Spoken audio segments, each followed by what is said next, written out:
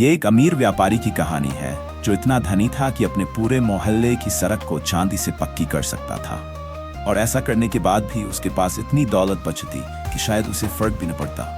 लेकिन जाहिर है वह ऐसा कभी नहीं करता। वह अपने धन का उपयोग बहुत समझदारी से करता था और दिन में 20 घंटे काम करता था।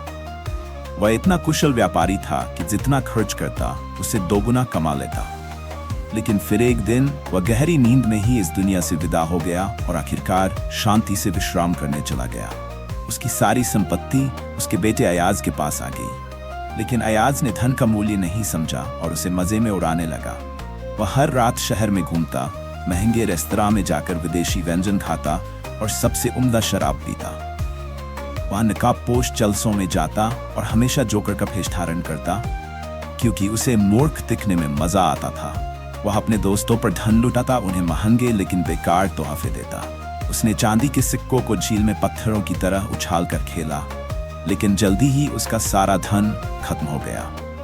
अब उसके पास सिर्फ 4 छोटे पैसे, पुराने हरे मोजे जिनमें छेद थे और एक पुराना रेशमी गाउन बचा था।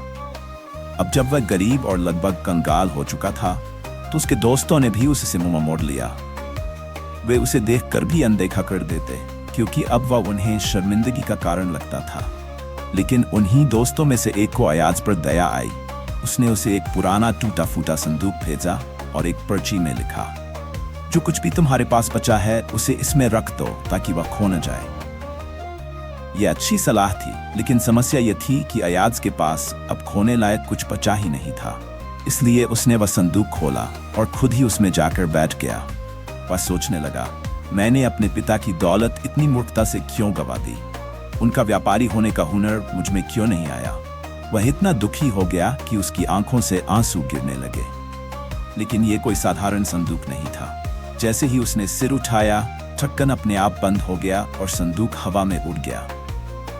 वह चिमनी के रास्ते ऊपर गया और बादलों के पार होते हुए तुर्की पहुंच गया। राजकुमारी से मुलाकात वहां पहुंचकर अयाज ने संदूक को एक जंगल में छुपाया और पास के शहर की ओर चल पड़ा। पहाड़ी के ऊपर एक सुनहरा महल चमक रहा था, जिसकी सारी खिड़कियां सिर्फ ऊपरी मंजिलों पर थीं।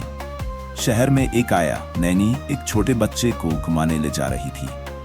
अयाज ने उसे पूछा, इस महल में कौन रहता है? आया ने जवाब दिया, यहाँ सुल्तान की बेटी रहती है।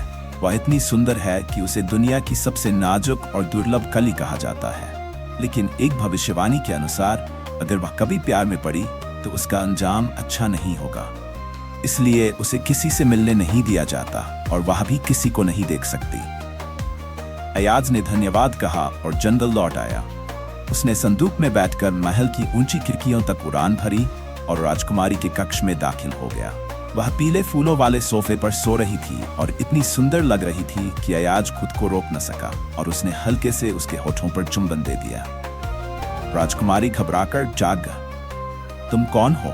उसने पूछा। मैं एक देवता हूं जो बादलों से तुम्हारे पास आया है, अयाज ने मुस्कुराते हुए कहा। राजकुमारी को यह सुनकर अच्छा लगा और वह शांत हो गई। तुम्हारा नाम क्या है? अयाज। इसका मतलब होता है शीतल हवा, क्योंकि मैं उड़ सकता हूँ। राजकुमारी उसकी बातों में पूरी तरह खो गई।